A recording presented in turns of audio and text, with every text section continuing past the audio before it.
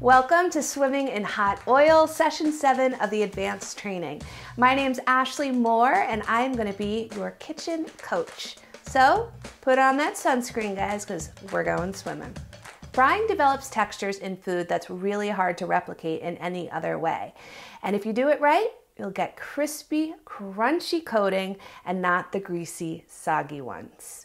But you do need to have the right equipment and know a few techniques before you heat up your oil, because there are some good safety tips we can teach you for fearless frying. Okay, so equipment for frying. Let's go over that. You're gonna need a Dutch oven or a skillet or a large saucepan, whatever the recipe calls for.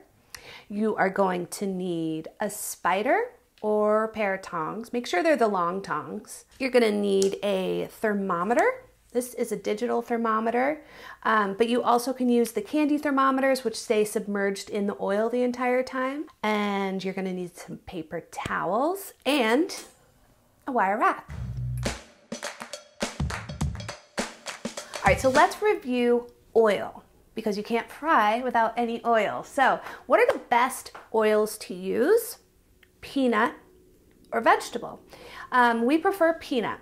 And what's great about peanut is that it has the highest smoke point. But because of allergies, sometimes people can't use peanut oil. So if you can't use peanut oil, just go ahead and use vegetable oil. But the thing you have to be careful of with using vegetable oil is that if you're cooking something, if you're frying something for an extended period of time, over 15 minutes, the vegetable oil will start to break down, and that's going to give you that off flavor or smells, like you might get that fishy smell. But I don't want to scare you, because that only happens after 15 minutes and after you've been frying high temperatures for a while. Your ideal oil temperature, depending on the recipe, is usually between 325 and 375 degrees. Why is oil temperature so important? Well, let me tell you, it is.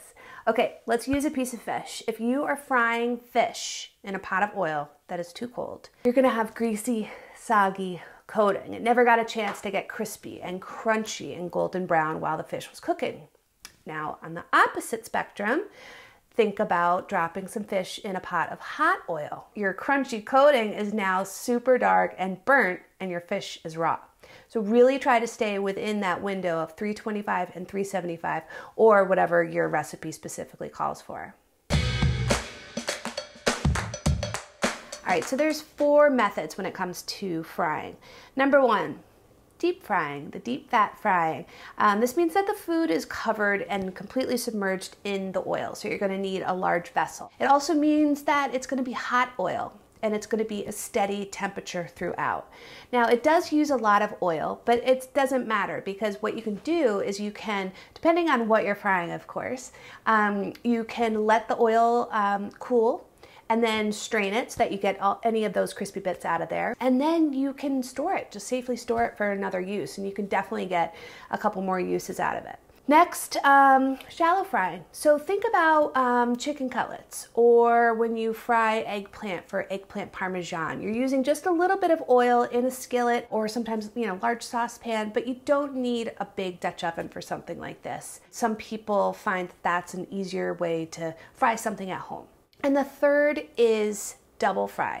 So double fry is usually how French fries are done, especially in restaurants.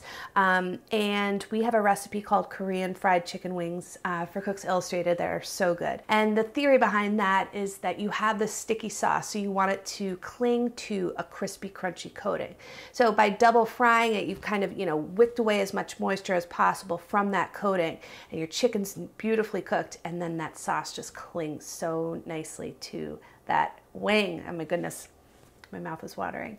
And then number 4 is the cold start method. This is one of my personal favorites, and the best way, I think, to fry at home. So I'm actually going to show you today how to make some French fries with the cold start method. And the best part about this is that you get everything cut. So for instance, the potatoes, you get the potatoes cut. You don't put them in the water because you want the starch of the potato, and you put it directly into the pot with your oil. Okay, mind blown. Your oil is room temperature. It's cold, it's not hot. So it's not intimidating to do, especially at home. And what's great about this recipe is the potatoes, because they kind of cook nice and slowly, they don't absorb as much of the oil because they kind of hold on to their moisture as they cook. So the end result is this super creamy, fluffy, perfectly cooked French fry that gets really nice and lightly brown on the exterior. It's nice and crispy. So I want to walk you through how to do that now. All right, so before you get started, you want to make sure that you have all of your equipment and all your things ready to go. So first, I've lined a rim baking sheet with a triple layer of paper towels. And in this Dutch oven, I have 2.5 pounds of Yukon Gold potatoes. And again, those are great for this recipe because they have a lower starch content. And I cut them into 1/4 inch thick pieces. So in that Dutch oven, you also see some oil, and that is 6 cups of peanut oil. Again, if you don't want to use peanut oil, you can use vegetable oil, but we do prefer peanut. So I'm going to cook these over high heat until the oil is vigorously bubbling, and that's going to take 5 minutes. Be sure to have a timer on you for this recipe. All right, so now we're going to continue to cook them without stirring. Again, I have not touched these guys until the potatoes are limp, but you're going to see the exteriors are beginning to firm, and that's going to take 15 minutes. Now, I'm telling you, it's going to feel weird. You're going to want to stir these French fries, but resist the urge. You want to just let them set and cook at this point.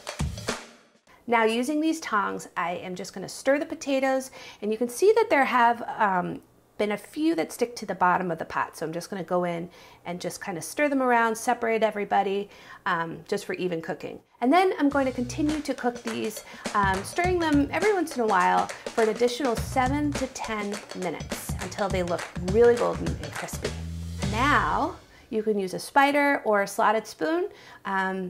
The fries are done. You want to transfer the fries to the prepared sheet and season them when they're hot with some salt, and it's time to eat. All right.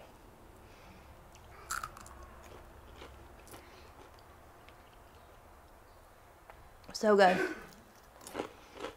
Super creamy in the interior, crunchy on the exterior. So I'm competitive. Since I'm your coach, our team's staying undefeated. Okay, so I want you to make these fries and post some pictures, ask questions. Best fries right here, and so easy to make. Now that you have the tools to fry with confidence, get out there and start cooking.